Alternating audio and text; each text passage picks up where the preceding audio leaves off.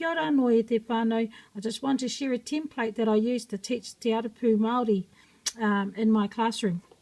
I'll draw your attention to some of the letters that I've highlighted here and give you the Māori names for them. This one here, the H, we call it ha. M, we say emme. For the N, we say ene.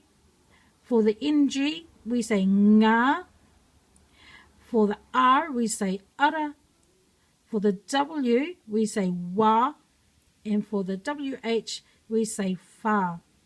When we're teaching the arapu Māori, it's important that we teach the sound first. So the sound of each letter, rather than saying a, e, ha, I, k, we teach a, e, h, the sound, I, k, m, n, ng, o, p, r, t, u, w, f.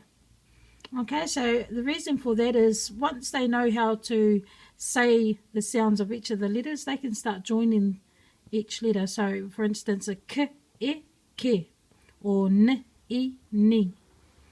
All right, and that will help them read better. Stay tuned, whānau. We'll have some more ngohe for you to help and strategies for you to help your tamaiti at home. Kia ora rā.